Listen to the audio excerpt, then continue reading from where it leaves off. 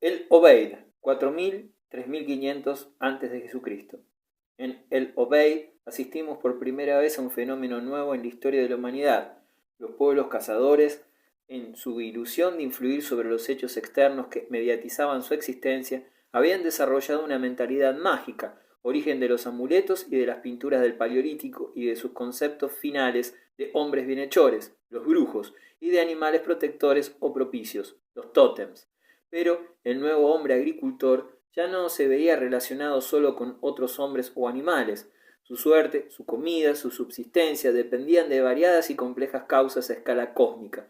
La tierra, la lluvia, el sol, las estaciones, las aguas de los ríos, etc., formaban la colosal maquinaria de la que todo dependía para él y cuyos verdaderos resortes desconocía. Entonces sintió la necesidad de una nueva síntesis, que ya no pudo ser mágica, porque resultaba demasiado simple pensar que el cielo y la tierra pudiesen depender de sus actos personales. Tuvo su origen así la primera religiosidad. Religión y agricultura nacieron juntas, de una misma revolución trascendental. A la luz de esta idea, podemos pensar que en los numerosos amuletos femeninos del Calcolítico no aluden ya a la mera fecundidad humana, sino que se trata de imágenes relacionadas con la fertilidad de la tierra, de la Gran Madre, que aparece espontáneamente como diosa central de los campesinos. Esta Gran Madre, vinculada en su fertilidad al ritmo de las estaciones, requería por este solo hecho el concurso cíclico de una divinidad energética, a menudo solar, que con la final personificación del fruto de su amor instalaría en la mente de los hombres la más primitiva idea de la Trinidad. El primer testimonio de la religiosidad así concebida aparece en la región de El Obeid, en Eridu, en Tape Kará, en los primeros edificios monumentales que merecen el nombre de templo, realizados en ladrillo, punto de partida de toda arquitectura monumental en el mundo. Egipto predinástico, 4300-3500 a.C. Durante la época de El Obeid, hombres de una cultura análoga a la de Jericó contemporáneo se instalaron en el valle del Nilo.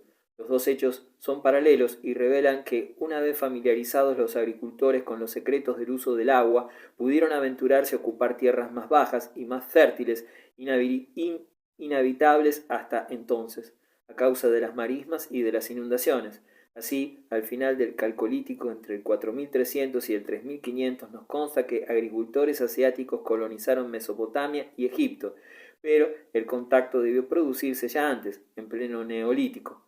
La revolución neolítica llegó a Egipto con los inmigrantes procedentes de Asia, que introdujeron el trigo y la cebada, cereales que inmediatamente fructificarían de un modo fabuloso en la tierra negra depositada todos los años por las inundaciones. Los nombres de los centros de excavaciones neolíticas de El Fayum, y calcolíticas de El Bedari, El Amra y El Gazed sirven para designar las rápidas etapas del desarrollo de la civilización agrícola en Egipto.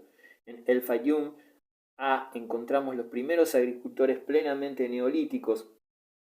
Su cerámica se hallaba todavía en un estado muy rudimentario, pero en esta época aparece ya un utensilio típico de todas las civilizaciones egipcias. Se trata de la paleta de tocador, placa de piedra destinada a usos cosméticos.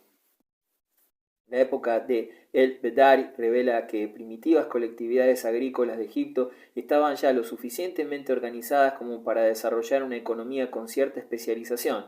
Aunque probablemente les llegase la noticia de la aparición de los metales, no los poseían y se dedicaron a trabajar la piedra, por dura que fuese, incluso el basalto, elaborando unos vasos de formas y acabados tan perfectos que no tienen parangón en el mundo.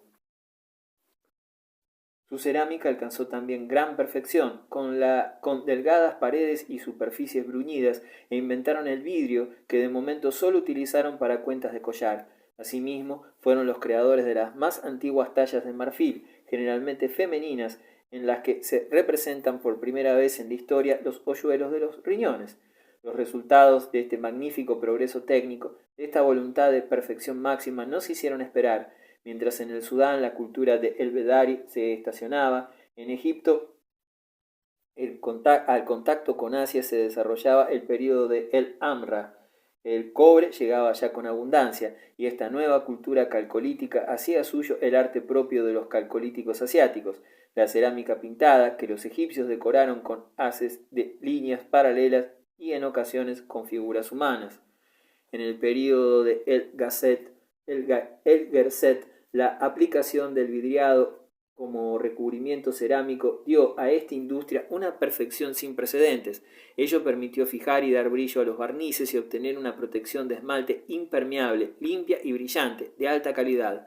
La industria de la piedra, ya tradicional, continuó perfeccionándose y dio vasos en aragonito y alabastro, a menudo con formas de animal, que no tenían pie, sino solo asas para la suspensión, como las cerámicas calcolíticas asiáticas. La arquitectura doméstica no pasaba del uso de chozas de caña, pero el desarrollo de ideas religiosas que, como país agrícola, incluyeron pronto la idea de la germinación del cadáver hundido en la tierra.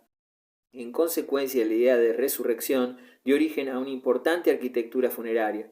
Para dar mayor perennidad a las tumbas se importó la técnica del ladrillo, que ya veíamos en Jericó, a base de piezas logradas con molde de madera y secadas al sol, para cubrir con ellas el espacio interior sin necesidad de vigas que la vegetación fluvial no daba. Se utilizó la técnica de la falsa bóveda, o sea, el cerramiento que se obtiene avanzando progresivamente las hiladas de los muros paralelos hasta encontrarse en lo alto. Los gesanos desarrollaron de un modo muy interesante el arte de la pintura.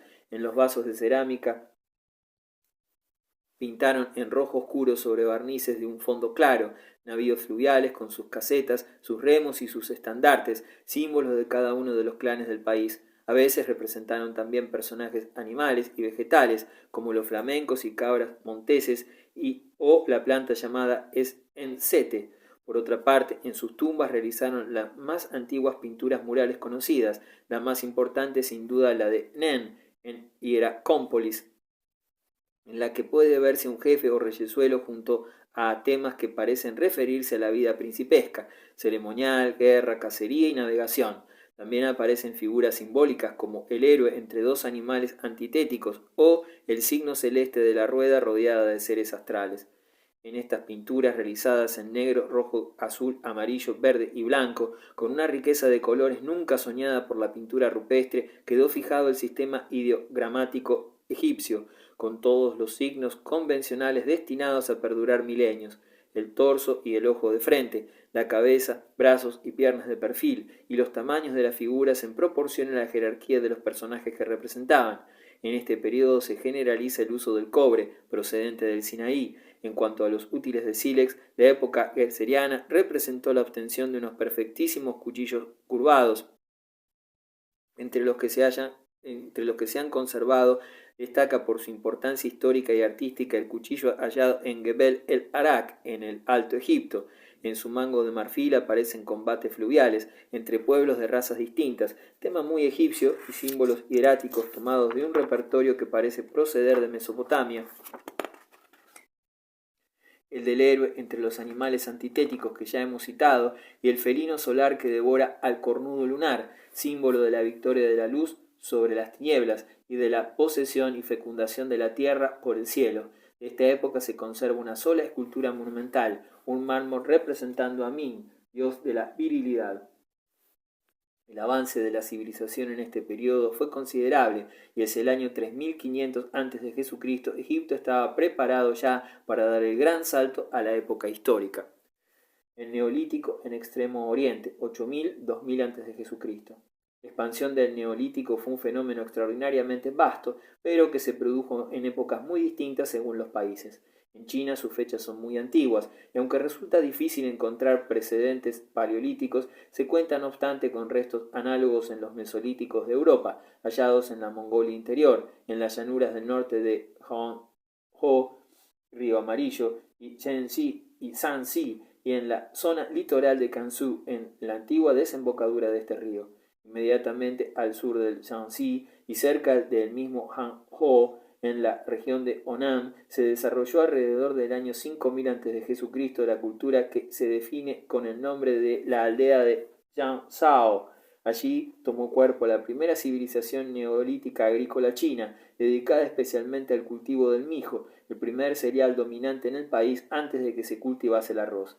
Se vivía en aldeas no fortificadas, de casas simples con paredes bajas de tierra y postes de madera soportando el techo. Los útiles corrientes eran de piedra. En algunos huesos de Changsha aparecen rudimentarias inscripciones. Su cerámica, muy bella, estaba hecha a mano, pero terminada al torno. Se conservan tinajas y cuencos en color rojo, gris, blanco o negro brillante. Hay vasos pintados con dibujos geométricos realizados con negro de manganeso o rojo de hematites, que se preparaban antes de cocer.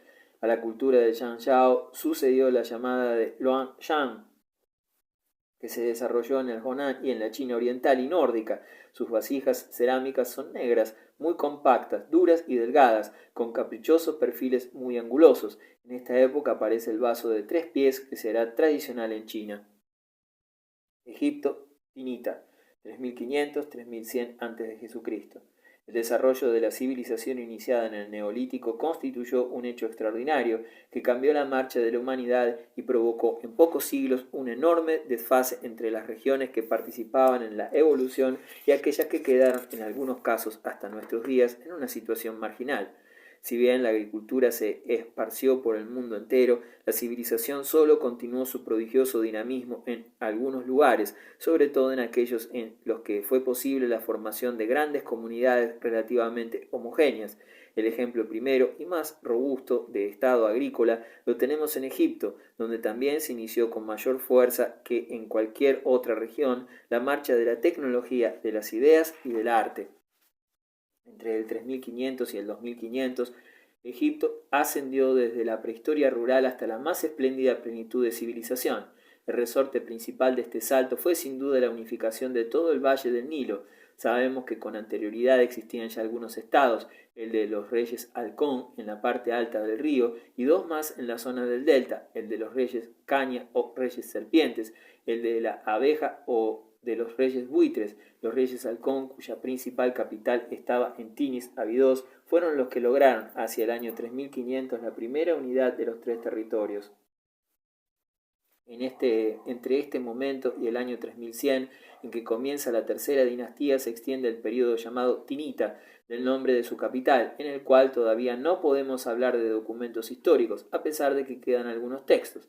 Aparte de pequeñas anotaciones particulares, los primeros escritos que se conocen son un tratado de cirugía, concerniente en especial a las fracturas, y un tratado de teología de señalado carácter cosmológico, que narra la creación del mundo por el dios Ptah. Estos textos nos revelan algo importante, como es la aparición de la mentalidad científica como base de la civilización. En realidad, los estudios científicos llevados a cabo por la colectividad sacerdotal de Heliópolis estuvieron motivados en parte por los específicos problemas que presentaba el aprovechamiento de las tierras marginales del Nilo.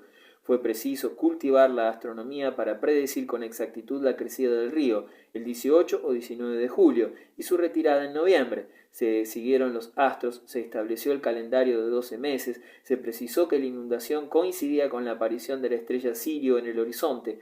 Hubo necesidad de desarrollar la geometría y la aritmética con el fin de poder reconstruir todos los años la división territorial en los terrenos de nuevo descubiertos por el río, así como para organizar la vida económica con reservas, tributos, etc.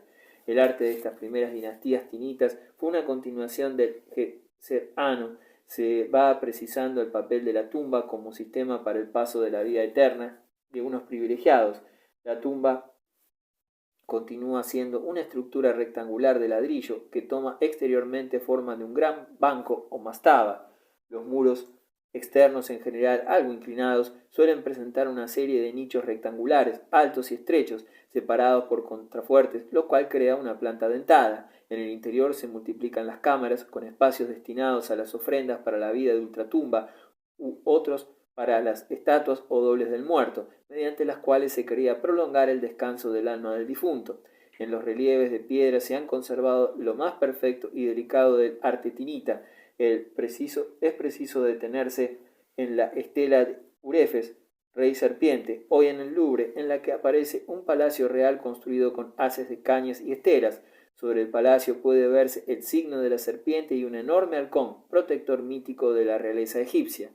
Campo de deliciosas realizaciones en bajo relieve, eran ya citadas paletas de tocador en las que, a base de malaquita, se preparaba alcohol, producto cosmético destinado a adornar el contorno de los ojos. En ciertos casos, esta operación asumía probablemente un carácter ritual, que explicaría la presencia de símbolos, incluso imágenes políticas en alguna de tales paletas.